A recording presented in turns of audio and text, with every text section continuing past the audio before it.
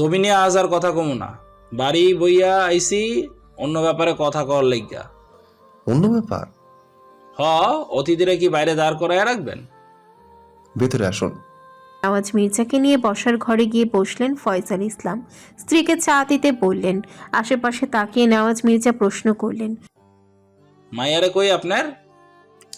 বড় মেয়ে কলেজে আর ছোটটা স্কুলে গেছে। বাবা ভালো। তা বড় মাইয়া তো ভালোই ডাঙর হইয়া গেছে, বিয়ে দেওয়ার উপযুক্ত বয়স।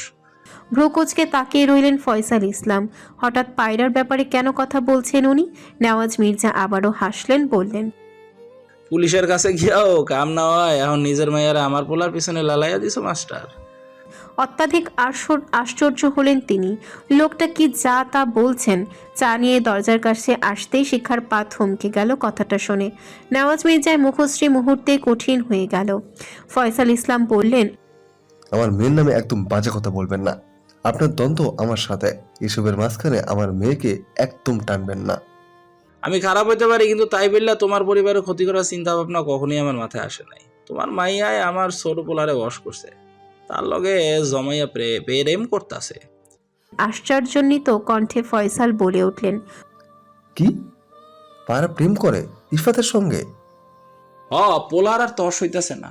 লাজ লজ্জা বুঝলা আমার কাছে কইছে ওরে বিয়া করব। তোমার মাইয়ারে বিয়া করব। শূন্য রাখো মাস্টার, মুইরা গেলেও তোমার লগে আমি আত্মীয়তার সম্পর্ক করবো না। মাইয়ারে সামলাও, বোঝাও, ওরে দরকার হইলে লাগাম টানো। আমার পোলারে আমি বড় ঘরে বিয়া দিব।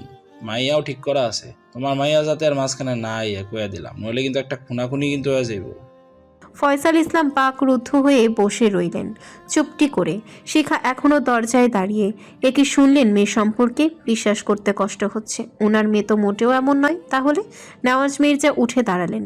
তির্যক হেসে বললেন, আসি তাইলে, পোলার বিয়ার প্রথম কাটা তুমি পাইবা। বউ মাইয়া লইয়া আইসা পইর, খাতির যত্নে ত্রুটি হইব না। সোজা হেঁটে বাড়ি থেকে বেরিয়ে গেলেন নওয়াজ মির্জা। শিখা ভেতরে এলেন। ধপ করে বসে পড়লেন সোফায়। ফয়সাল ইসলাম এখনো নিশ্চুপ। শিখা ঢোক গিলে স্বামীর উদ্দেশ্যে প্রশ্ন করলেন। স্কুলে যাবে না? কথা বললেন না ফয়সাল ইসলাম। বসা থেকে উঠে ঘরে চলে গেলেন। চেয়ারম্যান পরিবারের সকলে ফিরে গেছে শহরের বাড়িতে, কিন্তু চেয়ারম্যানের কিছু দরকারি কাজ থাকায় এখনো রয়ে গেছেন গ্রামে। তবে কাজ শেষ হলে আগামীকাল সকালে চলে যাওয়ার সিদ্ধান্ত নিয়েছেন তিনি। নওয়াজ মির্জা ফয়সাল ইসলামের বাড়ি থেকে বের হয়ে সোজা চেয়ারম্যানের বাড়িতে উপস্থিত হয়েছেন। ওনাকে দেখে তোফায়েল খুশি হলেন। আনন্দিত কণ্ঠে বললেন, নেওয়াজ আরে মির্জা সাহেব যে, তা সকাল সকাল গরিবের বাড়িতে যে? মির্জার মুখে এখনো কাঠিন্যতা বিরাজ করছে। সোফায় এসে কোনো ভনিতা ছাড়াই বলে উঠলেন, তুমি সেই দিন যে প্রস্তাব দিছিলা সেইটে আমি রাজি। তোমার মায়ারে আমি মির্জা বাড়িতে ছোট পুত্রবধূ বানায়া লইয়া যাইতে চাই। বিয়ের আয়োজন করাও। মনটা উৎফুল্ল হয়ে উঠল তোফায়েলের। ঠোঁট জোড়া প্রসারিত করে বললেন, এই তো অতি উত্তম সংবাদ। এই মতি মিষ্টি লয়ে আয়, বেআই রে মিষ্টি মুখ করাই। হাত উঠিয়ে বাধা দিলেন নওয়াজ মির্জা, বললেন, এখন মিষ্টি খামো না, বিয়াটা হোক, তারপর না হয় মিষ্টি মুখ করা যাইব। যত তাড়াতাড়ি সম্ভব বিয়ার ব্যবস্থা করো, পারলে এই সপ্তাহে। কোনো সমস্যা মির্জা? এত চিন্তা কেন? কোনো সমস্যা নাই, যা কইলাম করো, খুব শীঘ্রই দেখা হইব। আজ চললাম। দ্রুত স্থান ত্যাগ করলেন তিনি। নওয়াজ মির্জার এমন ব্যবহারে বেশ অবাক হলেন তোফায়েল। কয়েক মুহূর্তের মধ্যে নিজেকে স্বাভাবিক করে ফোন লাগালেন বাড়িতে। সুসংবাদটা তো দিতে হবে। ঠিক সময়ে বাড়ি ফিরল পায়রা। বাড়ির পরিবেশ আজ খুবই শান্ত। চুপচাপ ঘরে গিয়ে পোশাক বদলালো সে। গোসল সেরে খাবার টেবিলে উপস্থিত হলো। আজ আর টেবিলে খাবার বাড়া নেই। বাবাও আজ বাড়িতে, অথচ এমন সময় বাবাকে বাড়িতে দেখা যায় না তেমন। কিছু হয়েছে কারো? এত শান্ত পরিবেশ কেন চারিদিকে? কোনো ঝড় আসার আগে যেমন সবকিছু চুপচাপ শান্তশিষ্ট থাকে, বর্তমান বাড়ির পরিবেশটাও ঠিক তেমনই। হঠাৎ বসার ঘর থেকে মায়ের তীক্ষ্ণ কণ্ঠ স্বর হতে ডাক এলো, পায়রা, এদিকে আয়। মায়ের ডাকে পায়রা চলে এলো বসার ঘরে। খাওয়া আর হলো না তার। বাবা মা দুজনেই উপস্থিত সেখানে, অথচ বাড়িতে প্রবেশ করে কাউকেই সেখানে দেখতে পায়নি পায়রা। সোফায় গিয়ে বসলো সে। হাস্যোজ্জ্বল মুখে বলল, হ্যাঁ বলো। ফয়সাল ইসলাম শান্ত দৃষ্টিতে মেয়ের মুখের দিকে তাকালেন। গম্ভীর কণ্ঠে বললেন, যা জিজ্ঞেস করব তার সত্য সত্য উত্তর দিবে। ঠিক আছে বাবা। ইফাত মির্জাকে চেনো? চমকায় পায়রা। ইফাতের কথা কেন জিজ্ঞেস করছে বাবা? শিখা বেগম মেয়ের উদ্দেশ্যে ধমকে বলে উঠলেন। কি হলো, জবাব দিচ্ছিস না কেন? ভয়ে লাফিয়ে উঠে সে। সচরাচর মা তো এমনভাবে কথা বলে না, তাহলে আজ কি হলো ওনার? কণ্ঠে কেন এত রাগ, ক্ষোভ, তেজ? পায়রা নিম্নস্বরে উপর নিচ মাথা নাড়ল, অর্থাৎ সে চেনে ইফাত মির্জাকে। ছোট টেবিলের ওপর থেকে পানির গ্লাস নিয়ে ঢক ঢক করে পানি গিললেন ফয়সাল ইসলাম। আবারও প্রশ্ন করলেন। কি সম্পর্ক তোদের মধ্যে?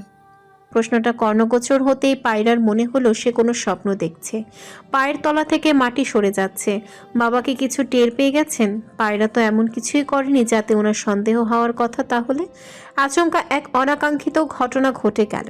শিখা বসা থেকে উঠে এসে সজোরে মেয়ের গালে থাপ্পড় বসালেন। এমন ঘটনায় পায়রা হতবম্ব। চোখ বেয়ে গড়িয়ে পড়ল পানি, গাল দুটো গরম হয়ে গেছে। রক্তিম বর্ণ ধারণ করল মুহূর্তেই।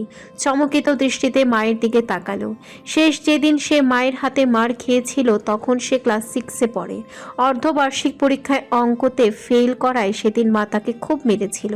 তারপর আর কখনোই পায়রা ফেল করেনি। তাহলে আজ মা মারল কেন? স্ত্রীর এমন কাণ্ডে ফয়সাল ইসলামও চমকালেন। কিছুক্ষণ নীরবতার পর কড়া গলায় বললেন। এটা কি করলে শিখা? এত বড় মেয়ের গায়ে হাত উঠালে? শিখা বেগমের চোখে মুখে এখনো রাগ স্পষ্ট। মনে হচ্ছে এখনই আগুন বের হবে সেই চোখ দিয়ে, ভস্ম করে দেবেন সবাইকে। রাগ মিশ্রিত কণ্ঠে উত্তরে বললেন। তোমার চোখে ও বড় হতে পারে, কিন্তু আমার চোখে এখনো ও ছোট। অপরাধ করলে মার তো খেতেই হবে। ফোঁস করে নিঃশ্বাস ছাড়লেন ফয়সাল ইসলাম। বললেন। শান্ত হও, এই বয়সটা ভুল করার বয়স।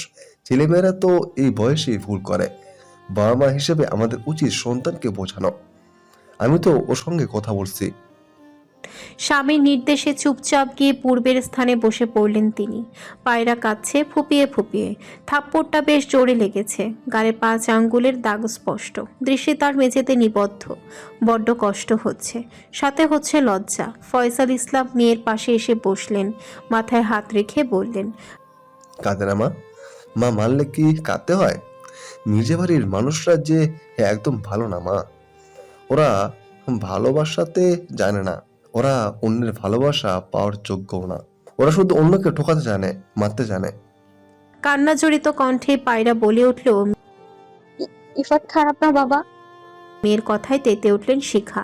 ঝাঁঝালো কণ্ঠে বললেন। দেখেছো দেখেছো তুমি কত দূর পর্যন্ত চলে গেছে ও? সঠিক মানুষ চেনার বয়স হয়েছে ওর। আমাদেরকে ভালো মন্দ শেখায়, মানুষ চেনায়। আহা, আমি বলছি তো কথা। শিখা থামলেন। ফয়সাল ইসলামের নরম কণ্ঠে বললেন। মানসি ইরফাত ছেলেটা যথেষ্ট ভালো। তার ব্যবহার, চালচলন সব ভালো। মানুষকে সম্মান করতেও জানে। কিন্তু ওর শরীরে যে মির্জা বাড়ির রক্ত বইছে মা। ওর বাপ ভাই একটু ভালো না, এমনকি ওদের পুরো পুরুষরা কেউ ভালো ছিল না। অমন ছেলের সঙ্গে সম্পর্ক করা মানে নিজের হাতে নিজের জীবন নষ্ট করা। এই যে আমাদের বাড়িটা এখনো তৈরি হয়নি। কেন হয়নি জানিস? ইফাতের বাপ ভাইয়ের জন্য। ওরাই বারবার বাধা দিচ্ছে আমায়। তুই এখনো ছোট মা, তোর বয়স অল্প। এই বয়সটা হচ্ছে একদম ফানুসের মতো, কোনো বাজ বিচার না করে উঠতে থাকে। এই বয়সে সবকিছু রঙিন লাগে। এই বয়সটা ভুলের বয়স। মানুষ এই বয়সে অনেক ভুল করে। আর যাকে তোর কাছে ভালো লাগছে, যাকে পেয়ে গেলে জীবন সার্থক হবে মনে হচ্ছে, বছর 2 পর দেখবি তাকে আর ভালো লাগবে না। তখন নিজের পছন্দকে নিয়ে ঠাট্টা করতে মন চাইবে। তাই বলছি, যাই করিস ভেবে করিস। আবেগের বশে নিজের ক্ষতি করিস না। বাবার প্রতিটি কথা মনোযোগ সহকারে শুনল পায়রা। বলল। ইফাত আমায় অনেক ভালোবাসে বাবা। অনেক আগেই তিনি আমায় জানিয়েছেন ওনার মনের কথা। কিন্তু বিশ্বাস করো বাবা, তোমাদের অপমানিত হতে হবে অথবা তোমাদের সম্মান যাবে এমন কিছু আমি করিনি। আমি শুধু ওনাকে বলেছিলাম তোমাদের সঙ্গে কথা বলতে, তোমাদের কাছে প্রস্তাব পাঠাতে। তোমরা যা সিদ্ধান্ত নেবে আমি তাই মেনে নিব। বিশ্বাস করো, আমি কোনো প্রেম করিনি ওনার সঙ্গে। আমার মায়ের উপর আমার সম্পূর্ণ বিশ্বাস আছে। আমি জানি আমার পায়রা মা এমন কিছুই করবে না যাতে তার বাবা মা কষ্ট পায়। মানে মা আমায় মারলো কেন? বুক কেঁপে উঠল শিখা বেগমের। সবটা না জেনেই রাগের মাথায় হাত তুলে ফেলেছেন মেয়ের উপর। খুব আফসোস হচ্ছে এই মুহূর্তে নিজেকে অপরাধী মনে হচ্ছে। মেয়েটা যে অনেক কষ্ট পাচ্ছে তা তার কণ্ঠস্বর শুনেই বোঝা যায়। পায়রা কোনো দিকে না তাকিয়ে বসা থেকে উঠে দৌড়ে চলে গেল ঘরে, শব্দ করে আটকে দিল দরজা। আজ 3 দিন হলো পায়রার কোনো খবর নেই। মোবাইলও বন্ধ। ইফাত বেশ কয়েকবার তার নাম্বারে কল করেছিল, কিন্তু বারবার সে একই কথা বলছে, মোবাইল সুইচ অফ। এই 3 দিন যে পায়রা কলেজেও যায়নি ইফাত তা নিশ্চিত, কারণ কলেজ গেলে তো সে ঠিকই দেখতে পেত। আচ্ছা, হঠাৎ করে কি হয়েছে মেয়েটার? কোথায় হারিয়ে গেল সে? বিয়ের বিষয়ে ও বাবার থেকে আসানো স্বরূপ কোনো উত্তর পায়নি ইফাত। অস্বস্তি হচ্ছে খুব, মনে হচ্ছে দম বন্ধ হয়ে যাবে তার। এই 3 দিন খুব যন্ত্রণায় ভুগতে হয়েছে ইফাতকে, যা কেউই টের পায়নি। মনে হচ্ছে 1000 বছর ধরে সে তার মায়াবতীকে দেখে না, মেটায় না চোখের তৃষ্ণা। গোসল শেষের রোদে কাপড় মেলে বিছানায় এসে বসেছে পায়রা। মায়ের উপরে তার অভিমান জমেছে, যে অভিমান এখনো কমেনি। কলেজে কোচিংয়েও যায়নি 3 দিন হলো। রাগের মাথায় মোবাইল মেঝেতে ছুঁড়ে মারায় মোবাইল বন্ধ হয়েছিল এতদিন।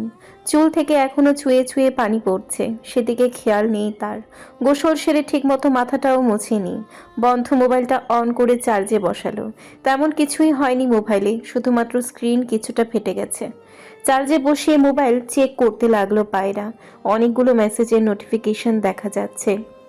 কল লিস্টে ঢুকতেই চমকালো, প্রায় 100-র উপরে কল এসেছে ইফাতের নাম্বার থেকে। সঙ্গে সঙ্গে মায়ের থাপ্পড়ের কথা মনে পড়ে গেল। এই লোকটার কারণেই তো পায়রাকে মার খেতে হয়েছে।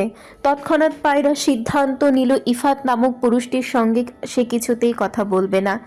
দরকার হলে ভুলে যাবে এই ছেলেটাকে। কোচিং থেকে এবং বান্ধবীর নাম্বার থেকেও কল এসেছে বেশ কয়েকটা।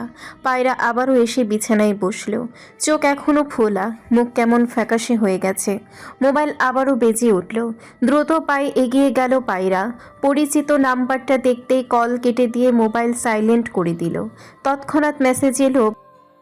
তুমি কোথায় পায়রা? ফোন ধরছো না কেন? পায়রা রিপ্লাই দিল না। সন্তর্পণে নিঃশ্বাস ফেলে নিষ্পলক দৃষ্টিতে তাকিয়ে রইল মোবাইলের পানে। মিনিট যেতে না যেতে আবারও মেসেজ। বাড়ির পেছনের দিকে একবার আসবে? অনেকক্ষণ যাবত আমি অপেক্ষা করছি তোমাকে এক পলক দেখার জন্য। আসবে কবুতর? জানালা দিয়ে বাহিরে তাকিয়ায় পায়রা। রোদের প্রখর তেজ, ফ্যানের নিচে বসেও সে ঘামছে প্রচুর। এই ভর দুপুরে কেউ রোদের মধ্যে দাঁড়িয়ে থাকে? লোকটাকে সত্যি পাগল। পরনের ওড়না মাথাসহ ভালো করে গায়ে জড়িয়ে নিল পায়রা। মা গোসল করতে গেছে, পিয়াসা এখনো স্কুলে, বাবাও স্কুলে। দরজা ফিরিয়ে বাড়ির পেছনের দিকে গিয়ে দাঁড়ালো সে। এই দিকটায় তেমন কেউ আসা যাওয়া করে না। অপ্রয়োজনীয় গাছগাছালিতে চারিদিক ভরা, কেউ অপরিষ্কারও করে না। পেছন থেকে এক মায়া মিশ্রিত কণ্ঠ থেকে নিঃসৃত হলো, আমি এখানে। দ্রুত পেছন দিকে ফিরে তাকালো পায়রা। চমকে গেল। ইফাতের চেহারায় মলিনতা ভর করেছে, চোখ জোড়া রক্তিম বর্ণ ধারণ করে আছে। হুট করেই পায়রার মাথায় একটা কথা ঘুরপাক খেতে লাগলো। লোকটা কি কিছু খেয়েছে? এমন লাগছে কেন দেখতে? দ্রুত আশেপাশে তাকাতে যথেষ্ট দূরত্ব বজায় রেখে দাঁড়ালো ইফাতের থেকে। ওসব ছাইপাশ খেলে কারোরই মাথা ঠিক থাকে না। ইফাতেরও যদি মাথা ঠিক না থাকে, যদি কিছু করতে আসে, সেক্ষেত্রে দৌড়ে পালানোর জন্য মনস্থির করলো পায়রা। ইফাত নিষ্পলক তাকিয়ে আছে পায়রার দিকে, তার ছটফটানি দেখছে মনোযোগ সহকারে। হুট করেই বলে উঠল, আমায় ভয় পাচ্ছ? পরনের ফোন দিয়ে আসছো? পায়রা চমকায়। ছেলেটা বুঝলো কি করে তার মনের কথা? ইফাত জড়ানো কণ্ঠে পুনরায় বলল, কিছু করার হলে তো আগেই করতে পারতাম, কিন্তু করেছে কি? কম সুযোগ তো ছিল না। নড়চড় থেমে যায় পায়রার। সত্যি তো করার কিছু হলে ইফাত আগেই করতে পারত, কিন্তু আজ পর্যন্ত পায়রার হাতটাও ধরেনি সে। গাঢ় দৃষ্টিতে তাকায় সামনের পুরুষটির দিকে। ঠোঁটে তার তাচ্ছিল্যের হাসি। কষ্ট হয় পায়রার, চোখ ঝাপসা হয়ে আসে, এই যেন বর্ষণ হবে। ইফাত আশ্বস্ত করে বলল, ভয় পেও না, অধিকার ছাড়া আমি তোমার ধারের কাছেও আসবো না। কথাটা বলতে যে তার অনেক কষ্ট হয়েছে ঠাওর করতে পারলো পায়রা। সব রাগ পরিণত হলো ঠান্ডা পানিতে। ভেতর এক সূক্ষ্ম শূন্যতা অনুভব করলো। নিজেকে খুব অপরাধী মনে হচ্ছে। ভেতরটা অনলে ছারখার হয়ে যাচ্ছে সামনের মানবটাকে দেখে। তোমার মোবাইল বন্ধ ছিল কেন? কলেজ যাও না কেন? তুমি কি অসুস্থ? কি হয়েছে? ইফাতের উত্তেজিত কণ্ঠের প্রশ্ন। সেদিনের কথা মনে পড়তেই আর নিজেকে ধরে রাখতে পারল না পায়রা। ফুপিয়ে কেঁদে উঠল। বিস্মিত চোখে তাকালো ইফাত। এই প্রথম সে পায়রাকে কাঁদতে দেখছে। মাথায় চক্কর দিয়ে উঠল। বুকে ব্যথা অনুভব হচ্ছে। ঠোঁট জোড়া শুকিয়ে গেছে। জিভ দিয়ে ঠোঁট ভিজিয়ে নিল ইফাত। উত্তেজিত উদ্বিগ্ন কণ্ঠে বলে উঠল। কাঁদছো কেন পায়রা? কেঁদো না। পায়রার কান্না বন্ধ হলো না। ইফাত আবারও বলল। তোমার কান্না আমার সহ্য হচ্ছে না সোনা, দম বন্ধ হয়ে যাচ্ছে, প্লিজ থামাও কান্না। মুখে তুলে তাকালো পায়রা। দুই চোখ তার অশ্রু। বুকটা ঢক করে উঠল ইফাতের। দুপা এগিয়ে যেতেই পিছিয়ে গেল পায়রা। কি কঠিন পরিস্থিতি। প্রিয়তমা অশ্রু বিসর্জন দিচ্ছে, অথচ ইফাত তাকে জড়িয়ে ধরতে পারছে না। পারছে না চোখের অশ্রুগুলো যত্ন সহকারে মুছিয়ে দিতে। নিজেকে নিজের কাছেই পাগল পাগল মনে হচ্ছে। জিজ্ঞেস করল। আমি কোন অন্যায় করেছি? পায়রা কান্নাজড়িত কণ্ঠে উত্তরে বলল। আপনার জন্য মা আমার গায়ে হাত তুলেছে। ইফাত চমকায়, চমকিত কণ্ঠে শোধায়। আমার জন্য? হ্যাঁ, আপনার জন্য। আপনার বাবা আমাদের বাড়ি এসে আমার বাবাকে অপমান করেছে।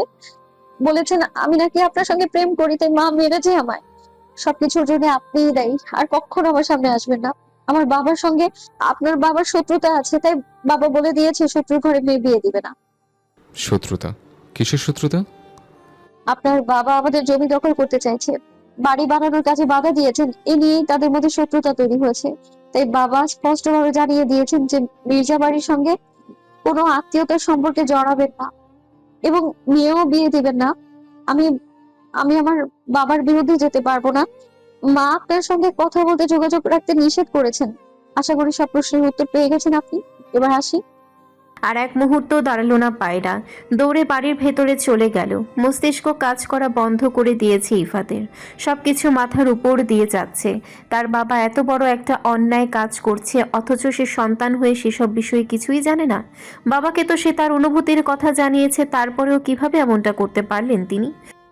আমি কইছিলাম না আব্বা, ইরার পালানোর পিছনে আফাজ উদ্দিনের পোলার হাত আছে। বিছানা ভর্তি ফাইল এবং কাগজপত্র। নেওয়াজ মির্জা মনোযোগ সহকারে সে কাগজপত্রগুলো ঘাটাঘাটি করছেন। ছেলের কথায় ভ্রুজোড়া কিঞ্চিত কুচকে শুধালেন। পরে তো তোরাই কইলি বাড়ির কারোর হাত আছে, আফাজউদ্দিন নাকি নির্দোষ। আমি কই নাই আব্বা, ইফাত কইছিল। অন কি হয়েছে হেডা ক। আফাজ উদ্দিন আর তার বউ গ্রামে নাই, পুটলা পুটলি বাইন্দা গেছে গা। হেগো বাড়ির আশপাশের বাইনসের কাছ থেকে শুনছি আতিফ নাকি গ্রামে আইছিল। বাপ মায়ের নিজের লগে শহরে লইয়া গেছে। তাতে কি প্রমাণ হয় যে ইরারে লইয়া হেই পলাইছে? অবশ্যই প্রমাণ হয় আব্বা, না পালাইলে বাপ মায়েরে লইয়া গ্রাম ছাড়লো কেন? কাগজ থেকে ছেলের দিকে মুখ তুলে তাকালেন নেওয়াজ মির্জা। বললেন। খোঁজ লাগা। আপনার কওয়ার আগেই লাগাইয়া দিছি আব্বা। হুট করে ভেতরে প্রবেশ করল ইফাত। দেখতে তাকে বেশ অস্বাভাবিক লাগছে। মুখশ্রীতে আধার নেমেছে। পিতার পানে প্রখর তীক্ষ্ণ দৃষ্টি ফেলে বলল। কথা আছে আব্বা। নেওয়াজ মির্জা অবাক চোখে তাকিয়ে আছেন ছেলের দিকে। ইফাত গর্জে উঠে পুনরায় বলল। কথা কেন যায় নাই? বললাম তো আপনার সঙ্গে আমার কথা আছে। ঢোক গেলেন নেওয়াজ মির্জা। ছেলের এই রূপের সঙ্গে তিনি পরিচিত। কোনো কিছুতে ভয় না পেলেও ছেলের এই রূপটাকে তিনি বড্ড ভয় পান। ভয় লুকিয়ে আহ্লাদি সুরে বললেন। ক আব্বা। আলাদা কথা আছে, সবার সামনে কম যাব না। কথাটা মামুনের গায়ে লাগলো। সবাই বলতে কাকে বুঝিয়েছে ইফাত? ঘরে ওরা তিনজন ছাড়া আর তো কেউ নেই। নেওয়াজ মির্জা চোখের ইশারায় মামুনকে যেতে বললেন। নিঃশব্দে কক্ষ ত্যাগ করলো মামুন। অপমানটা কিছুতেই মেনে নিতে পারল না। নেওয়াজ মির্জা ছেলের উদ্দেশ্যে বললেন। রাইগা আছে কেন আমার আব্বা জান? কেউ কিছু কইছে? বৈশা মাথাটা ঠান্ডা কর। আপনি পায়রাদের বাড়িতে গেছিলেন? আখিদয়ে জ্বলে উঠল ক্রোধে। এ ঘটনা তাহলে ইফাতের কান পর্যন্ত পৌঁছে গেছে? এজন্যই ছেলে ওনার রাগান্বিত। নেওয়াজ মির্জা নিজের মনকে বোঝ দিলেন। এখন রাগলে চলবে না, পরিস্থিতি গোলমেলে হয়ে যাবে। ছেলের রাগ সামলানো যে বড় মুশকিল এবং কঠিন একটি কাজ। ইফাত আবারও গর্জে উঠল। কি হলো আব্বা? উত্তর দেন না কেন? আপনি কেন অপমান করছেন পাড়ার বাবারে? আমার আব্বা কি এতটাই খারাপ মানুষ? তুই তোর আব্বারে ভুল বুঝতেছিস বাপ, আমার কথাটা শোন। আর কি স্মরণ আছে আব্বা? আতিফ রে যেমনি পিটাইলেন তা তো আমি আপনার কিছু কই নাই, কারণ একজন পিতা হিসেবে আপনি ঠিক ছিলেন। কিন্তু এখন আমরা কি শুনলাম আব্বা? তোরে ভুল বুঝাইছে ওই মাস্টারে। স্যারের সঙ্গে আমার কোনো কথাই হয়নি, ভুল বোঝাবে কি করে? গ্রামের মানুষকে মিথ্যা বলবে আব্বা? আমাদের জায়গা জমির তো অভাব নাই, তাহলে কেন আপনি আরেকজনের জমি নিয়ে টানাটানি করেন? কেন মানুষটা হয়রানি করেন? নওয়াজ মির্জা নীরব, বলার মতো কিছু খুঁজে পাচ্ছেন না। এই ছেলেটা সেই ছোট থেকে অন্যায় সহ্য করতে পারে না। ছেলে মেয়েদের মধ্যে সবচেয়ে বেশি ভালোবাসেন উনি ইফাতকে। এর পেছনে অবশ্য অনেক কারণও আছে। নিজের পাপ লুকিয়ে রাখার জন্যই এতদিন তিনি ছেলেকে দূরে রেখেছিলেন। অথচ আজ কিনা ছেলে সব জেনে গেছে। সত্যি কি সব জেনেছে, নাকি শুধুমাত্র এই জমির ঘটনাই তার জানা? ছেলের ঘৃণার পাত্র হয়ে যে কিছুতেই বাঁচতে চান না উনি। ইফাত দম ফেলে বলল, আমি পায়রাকে ভালোবাসি আব্বা, বিয়ে করলে পায়রা কি করব? আপনি কিছুতে আপত্তি করতে পারেন না। আমি কিচ্ছু জানি না আব্বা, এই বিয়ে আপনাকে দিতেই হবে।